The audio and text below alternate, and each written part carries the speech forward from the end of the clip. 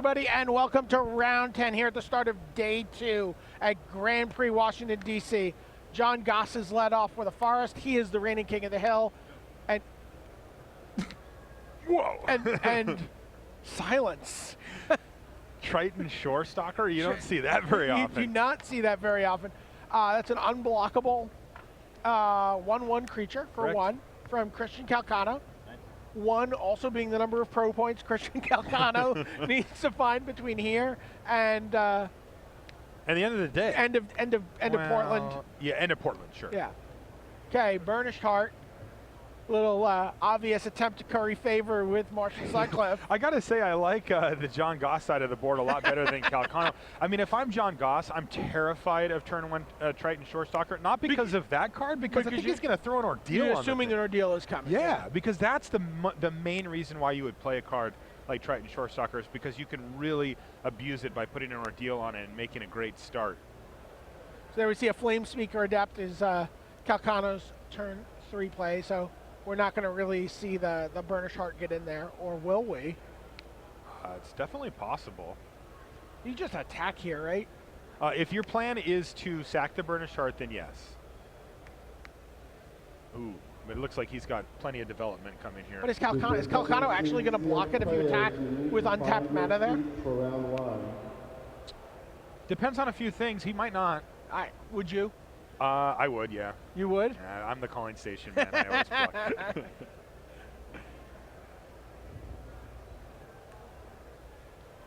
And then the Ferris Band Trompers can do nothing about the power of the Merfolk. Yeah, that Merfolk's going to need some help here. A 1/1 unblockable is basically unplayable.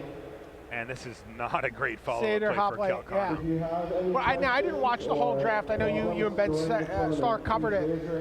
Did you see were there any good Strive cards in Calcano's draft? Nope. But he does have, and I was hoping to see it on turn 4, he's got 2 Storm Chaser Chimeras. Sure. Which is a great card. But unfortunately, it appears that he doesn't have either of them in his hand. Honestly, how often in the however long you've been doing coverage, have either of us been like, huh? Like to silence by a turn 1 play? Maybe once or 0. It's like, whoa, did not expect to see that. All right, Nyxborn Wolf comes down, lands on the Burnished Heart. Makes that into a 5/3. Yeah, Robo Elmer. It looks like he's not getting sacked anytime soon. He's looking to beat down here. So attack with both. Yeah, but he's tapped out here, so this is interesting because Calcano does have a chance here to trade Flame Speaker Adept for the Ferris Band Tromper. I think you take that trade. Yeah, you just double block. I feel like I would take that trade. I would definitely take that trade because things are not getting any better as far as that Tromper goes. Yeah. It's actually a little bit of a weird attack here. I mean, it's almost like he's saying take 1. And Calcano is not someone afraid of the double block. I mean, why would he be? His opponent's completely tapped out, right? Am I missing something? This is like the safest. Now, a Voyage's Hand scry here would be just the sickest. Yes, it would be. Unfortunately, Calcano did not see or pick a Voyage's End in the draft. I think he's got a hubris. Oh, he's got a. Oh, he's even going to save his creature with a Crypsis here. But he didn't. Even then, I think this block was correct. Yeah. Calcano loses nothing. He ends up losing nothing instead of the Flame Speaker Adept was first in line. Right. He does take 5. Yeah, ouch. You know, whatever. Yeah, How many Blastoderms have we let attack us in the last 2 days? Big deal. Multiple. And the race is on. Yeah. Attack for 4. Oof. Whatever. Calcano's got to have Factor Fiction here. Oh my God. I'm crossing the streams. Too many Vintage Masters drafts. Oh, Calcano takes another 5 to the head here. Yeah. No follow-up play for Calcano at all, just nothing. And the Scorpion. Scorpion's the dreaded Scorpion. It's pretty good here. Yeah. Although, I got to say, the late game from both of these decks has been pretty disappointing. He's got 6 mana available, and all he could muster was a Sedge Scorpion. Maybe he's got a Griptide or something floating around there, but... Right, and we know that there's at least one kind of monster green card at 6 mana floating around, that was floating around this table, right, from the draft. You know, I can't get a look at John Goss. I don't know him personally, Yeah. and I know what the person looked like who was sitting to the left of Calcano, who Okay. got shipped the Hydra Broodmaster, and I think it might have been John, because he was been in blue-green, the person to his left. Okay. Ask you a question. Pay tribute or no. So either Calcano's going to get a 5/5, or he's going to get a bunch of extra damage in, And he does get a 5/5. Yeah. But Sudden Storm. Yeah, Sudden Storm's going to lock it down, so that's five damage, 6 damage coming through potentially here. Now that's not quite enough to kill Christian here, so, but I think Calcano might maybe in chump block mode next turn here with his 1/1s. Now here comes something kind of fat. Kind of fat indeed. Kind of fat, yeah. Nessian Asp, what a great Magic card. Just like one of the, like when you look back at this 3 years from now, 4 years from now, and you look back at this format, you think back on the highlight commons, Nessian Asp is going to be It's a headliner. one of the first 3 cards you think of. Absolutely. Absolute headliner in this format. Yeah.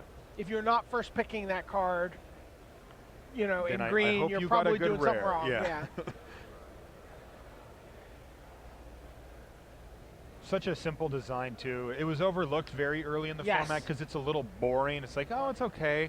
But then people played with it, and immediately it became one of the best commons. It's so good that it made people draft Voyaging Satyr ahead of it so that they could cast their Nessian Asp in a weird time-space paradox. Was weird, yeah. Putting the cart before the snake in this case. Calcano's got a non-land in his hand. I can see. I think it's a I can see some frame. a Rage of Perforos.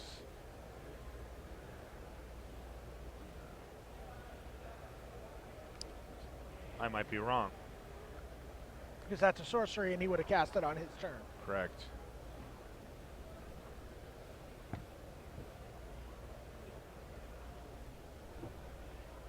You got to figure he'd get rid of Burnish Chart there and just leave the Nyxborn Wolfwood actually, which can actually get traded off. Yeah. Right now, John Goss is 1 mana short from being able to monstrous his Nessian Asp, though he does have a land drop for this turn if he's got one in his hand. He doesn't look like he does. The Asp is lethal on its own anyway, so it's not a big deal.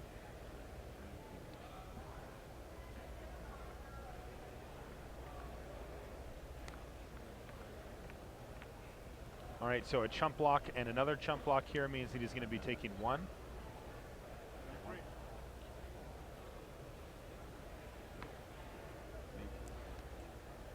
Caffeine delivery is so nice. And then a Tromper comes down. Also lethal. Yeah. Yeah, things looking really rough for Calcano here. Got another play too? Oh, Pin to the Earth, your favorite. I like that card a lot. He's basically just doing it as like a super insurance plan here in case Calcano has something like... Triton Tactics? Triton Tactics maybe, but I was thinking more like... all right, so remember that thing got blocked by a 1/1, so the Magma Spray is going to finish it off. I was thinking like Portent of Betrayal, something like that. Sure. Oh, right, I forgot they were untapping this turn. Yeah, Portent, remember, has a scry ability on it, so it would pump the Flame Speaker as well. So if John had kept Pin to the Earth in his hand and Christian had a Portent there, could have killed him. It wasn't Rage of Perforos.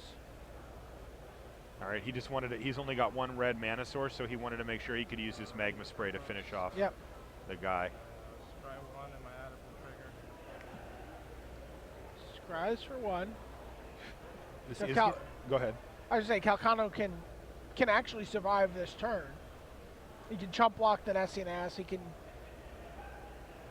He can actually just block the Nessian Asp with his 05. Well, I'm assuming that it's going to get monstrous. Well, he doesn't have the mana for it yet. He didn't play the land next to him. He needs to top deck a land to be able to monstrous it.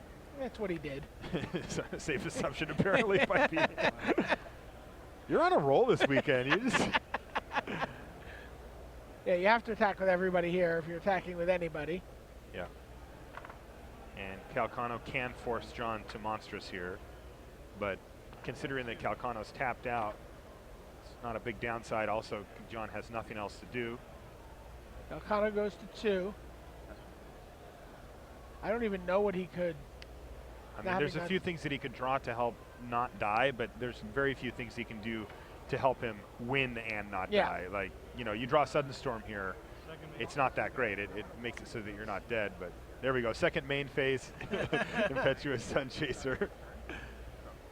You don't want to cast that one on your first main if you're, looking to block. There are some real, like, kind of like. There's some junkers here. Half-price sushi in his deck. Conveyor belt. Yeah, this was stuck back in the conveyor for a couple days. You can have this one if you want it. Right. Buy one, get one free. Wow, the Rubbins.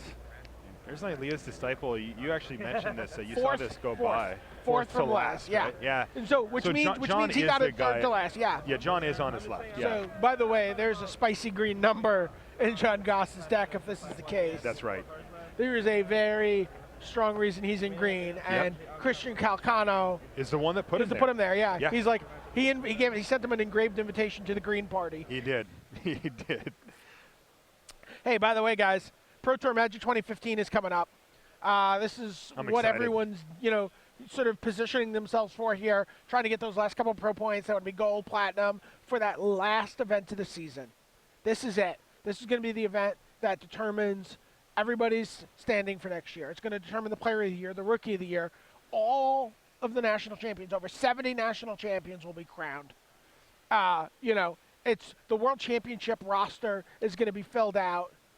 And then, you know, we're also going to watch people draft Magic 2015. Right. We have not seen core set draft at the Pro Tour level. I'm so excited for that. I love core set draft. Can you imagine if I'm that can guy. you imagine if the Magic 2014 if we'd had a Pro Tour for that format and we got to see people Oh my elixiring goodness. and opportunitying and like I think just you'd like see a if you backlash. get to see that deck debut at this kind of like Would have been level, so cool. you see some crazy Sam Black deck. Yeah, M15 shaping up to be a pretty sweet limited format from what I've seen. Yeah, we talked about a bunch of the cards yesterday, and they're pretty exciting. They are cool. Yeah. I got to preview a cycle of really cool cards for the limited information column on daily MTG, and they look really powerful. I mean, you obviously have to be in the 2 colors, but they're those ones that if you control a forest, let's say, but even though it's a red card, the creature gets +1/+1, and then it has an activated ability of that. And those are, for limited, those are super interesting because only certain 2-color pairs want them, and the rest are really not interested in it. So if you can position yourself to be in those 2 colors, then things get pretty awesome. Right. I got to preview Life's Legacy this weekend, and it's one in green for sorcery, sack a creature, draw cards equal to its power. And I got to tell you, I'm pretty excited to do that with a Woodfall Primus to Rashad's commander deck. You know, just get That does seem sweet. just get all the equipment Godo's carrying.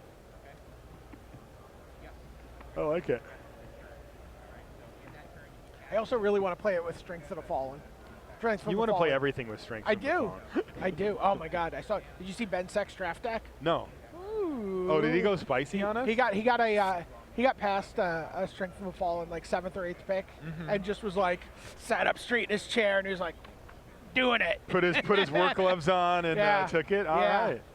You got to. So you're the world's foremost expert on Strength from the Fallen decks. Did you get a chance to look at his deck? Like, is it good? Yeah, it's good. He did it right? He did it didn't right. make any big mistakes? No. I mean, like, he may have made one. He thought he would float a Commune from the Gods around the table. And it didn't come back. It didn't come back? It didn't come back.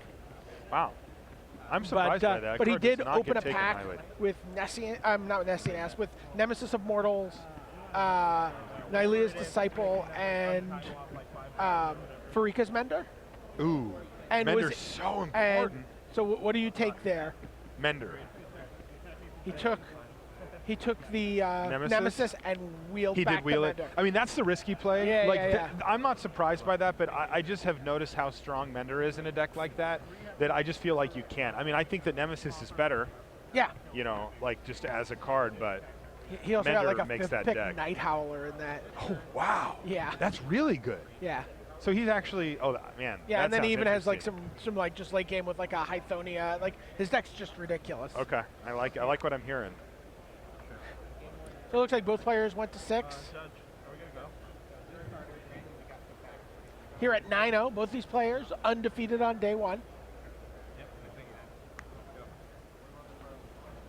So Calcano's take on this deck is interesting. It's not the way that I thought he was going to build it. He built it as aggressive as he possibly could with Yes, like all of his 1-drops evidently. and his and his impetuous sun chasers and that kind of stuff. He doesn't have a lot going on here, but there's Ow! the big dog. Two-headed Cerberus, which is a comic book fan I always want to call Cerebus. I did that once, and I had 3 people tell me on Twitter I was saying it wrong, and realized, oh, that's how you say that word? I thought Cerebus was the word. That's how the comic became named Cerebus, because he misspelled Cerberus. Oh, really? Yes. Didn't know that. Robo Elmer hits the table here. Burnished Heart. Although we actually just saw him use it as a. I think it would be Mecha 2/2. Elmer. Mecha Elmer, I like that. Yeah. He'd actually just attacked and blocked with it and stuff in the last game. He didn't. He never sacked I it. gotta tell you, that's all I've seen that card do this weekend. Ooh, Oof. that's a beating. Yeah. Wow. Wow, That- this that- could end very quickly. This requires dealing. It's a +2/+2, so that's a that's 6 power attacking here on turn 4 with double strike. And you know, Fearsome Temper, he has the ability to make a creature not block. Yeah. So like Not if you block it. not yeah. block it. So, but I'm saying if you block here now, Yeah. if you chump Yeah. and you play a creature, the next turn you're like take 6. No, yeah, creatures are not going to get it done here. It's going to take some type of bounce spell, enchantment removal, something like that from Yeah, John and Goss. John He can't Goss, race this. Yeah. Chooses not. Like, wow. He's going to attack. He could just be going to sack it at some Oh, point. this smells like. He's got pins Oh, here. Wow. pin it. Yeah, because even that Sedge Scorpion wouldn't have done enough here, but Pin to the Earth does. That's actually just a brutal 2 That's for just 1 the here. perfect card. Yeah, it's really great. It still has double strike, but its does. power is below 0. It is. It's a -3 right now. And now he wants to double check That it's can't block this versus yes. can't block. because people have definitely made mistakes with that card. in the Totally. past. Totally. Okay, Farragas Giant. Worth noting that Goss has been sitting on only 3 lands here Yeah. while not sacking, you know, his Burnish Heart. Yeah, I mean, I think that, like, I think we're going to see it go this I think turn. so, too. I mean, especially if he doesn't hit a land. I mean, he did want to get that Pin to the Earth down, though, and stem yeah. the bleeding as quickly as possible. So now he has a chance to unwind a little here and develop his board. Now, it gets a little risky.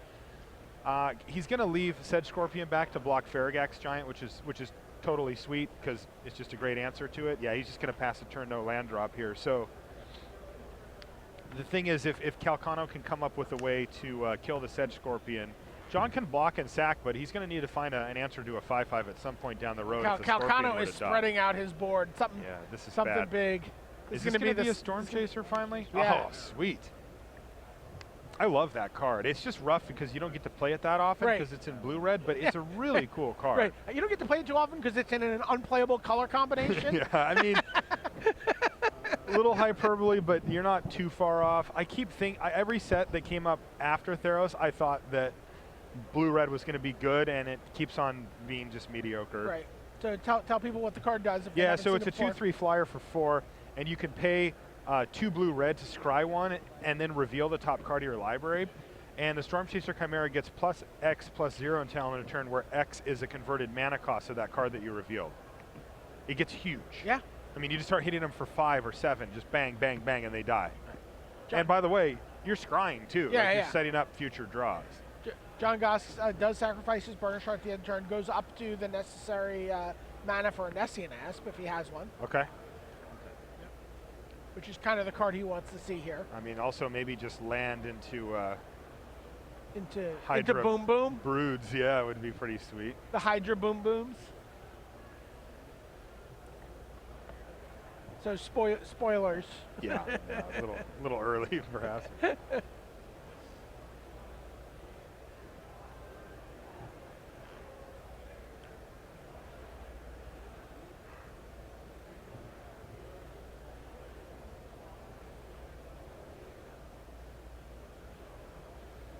John's in the tank here. He's got major issues. You know, the Nessian Asp, if he has one, would be really great here because he can use it to block the Storm Chaser Chimera. What is this, a Disciple? No. Tromper. Okay, so Calcano has an open window here where he can start trying to go off with this Storm Chaser Chimera. It requires a lot of mana. It's 4 mana to activate. And tapping your mana on your turn. Right. He's almost up to 2 activations worth, though, and it kills so quickly. Like, yeah, do you consider, you know, do you get to the point where you start, you're like, I want to activate this during my upkeep? Oh, absolutely. Yeah, that totally happens. So I think Calcano's fine with hitting maybe even another 1-drop here. All right, only card that Calcano really has to worry about here is Retraction Helix, and he didn't see Bolt. it. Yeah, Bolt. So, like I said, this is 5. Like, Storm Chaser Chimera is a dragon in this mode, right? Yeah. Bam, hit you for 5, drop you to 9, and reveal a little bad news, too. There's a Bolt of Keranos on the way. That basically means that Calcano just needs to hit one more time with the Chimera under any reasonable circumstance, and he should have him dead, because especially if Calcano has one more land in hand, right, he can activate that thing twice potentially. He can also do it during his upkeep, like you talked about, BDM, when he knows what card's on top of his library, to make sure that he gets some, you know, a non-land card that's going to pump it, because he does have a lot of 1-drops. Like yeah.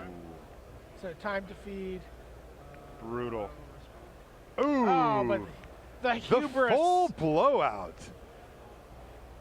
Wow, Calcano with hubris. That is just destructive. What a huge setback here.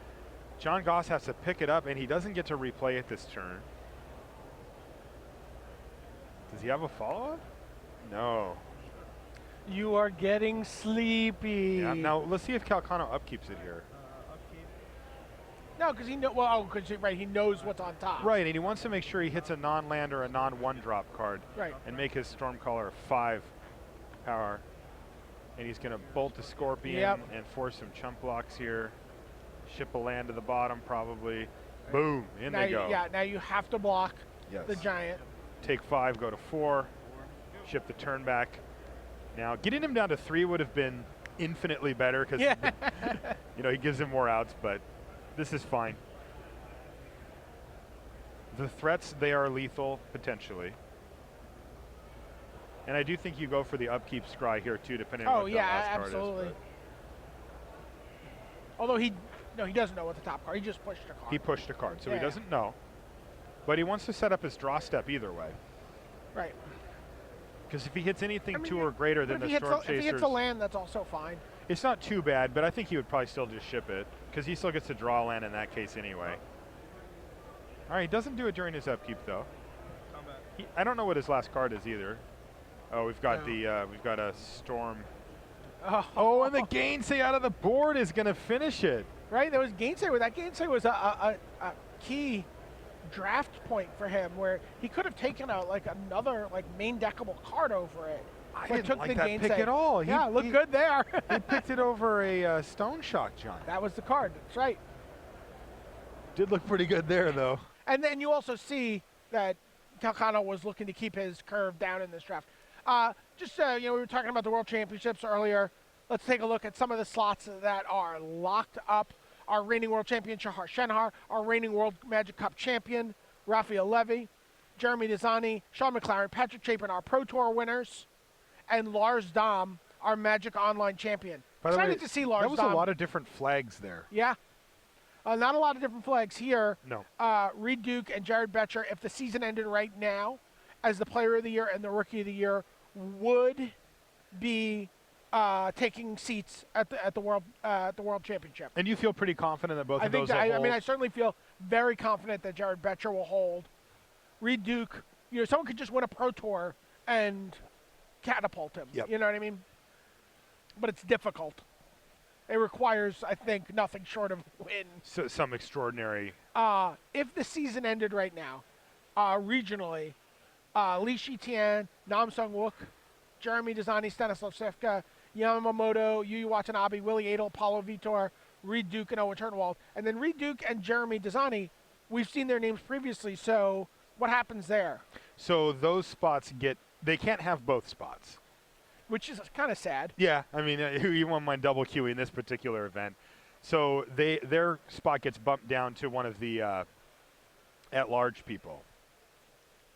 And so here are the people who are currently the most pro points at the end of the year without an invite. Otherwise, get the at-large bids. And here you see Josh Utter-Layton, Tom Martell, Sam Black, Paul Rietzel, Josh McClain, Ben Stark, Alexander Hayne. This is actually a closely grouped bunch. I was talking with Ben Stark. You see him right in the thick of it there. And it's pretty up in the air. Like, he knows he needs to do something at the PT top to 60, kind of ensure top 64 finishes, top 32 finishes with the Pro Tour can just send enormous ripples through that list. Right. Enormous. That Pro Tour is going to be insane. Yeah, I can't wait. It's my favorite. It's my favorite Pro Tour. Any of the last ones? Yeah, of the season? what used to be the World Championships, or the last. I mean, just think back to Pro Tour Barcelona for Pro Tour Avicen Restored. Pro Tour Dragon's Maze. Just so exciting. There's so much on the line there. You surprised to see Kentaro Yamamoto on that list over Shuhei? Yeah. I think when you think of the top two Japanese pros of the last couple of years, it's Yuya and Shuhei. Yeah. Interesting.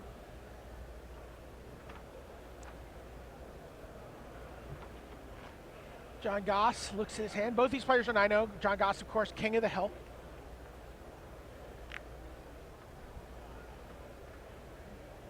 And it's so funny. We talk about for all these players who are vying for gold and platinum. We also forget, there's players just vying for, 8 invites to start the Pro Tour next year. A player like John Goss, who, I don't believe is invited to the Pro Tour next year. Not someone who we see at the Pro Tour normally. That invite is huge. Totally. All right, potentially scary start here for Calcano. Yeah, but you know what? Just not as scary in full block as you would think after Theros. Yeah. He has no ordeals. Maybe a fate foretold? A fearsome temper? Yeah. Give me one of those, and then we're talking business. 4-4. But still, it's not that great. Yeah.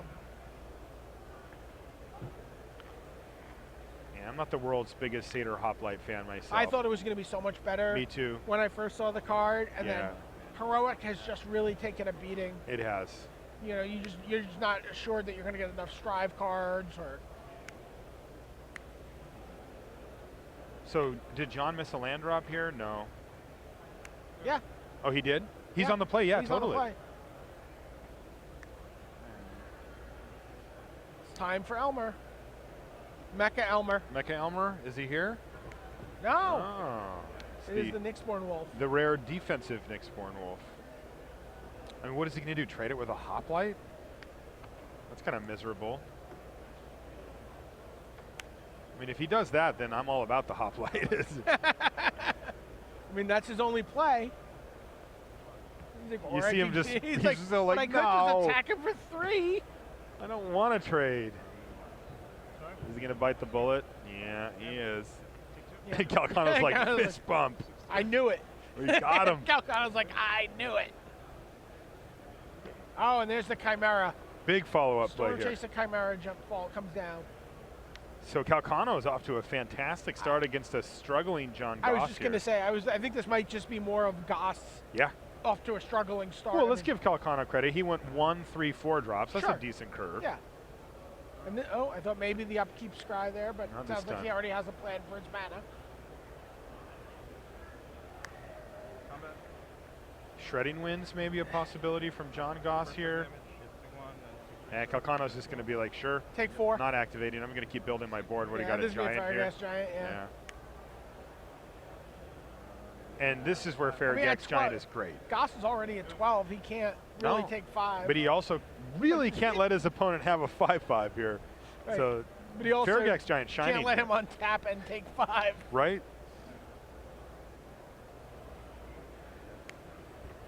Okay. All right. We have entered the sad trombone phase of our match here as Calcano looks to be just running Calcano over. could potentially just kill him here. Yeah? Yeah, like hubris, activate, hit something big, or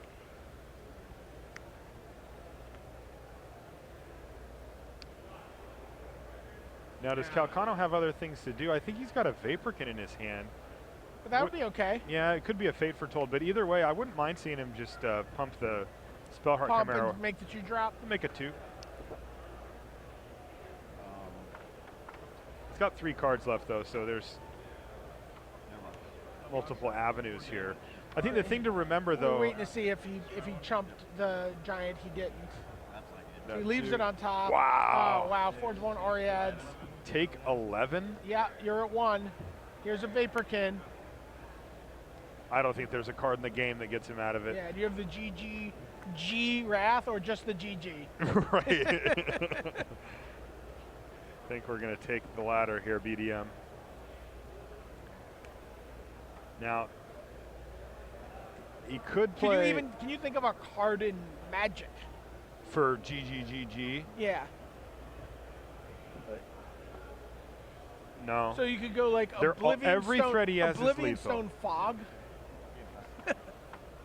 So that was cards in Magic. Yeah. I can think of 2 cards that could get him, but... Okay, so Christian Calcano goes to 10-0. He now ascends the throne as the king of the hill. And so we're going to see him.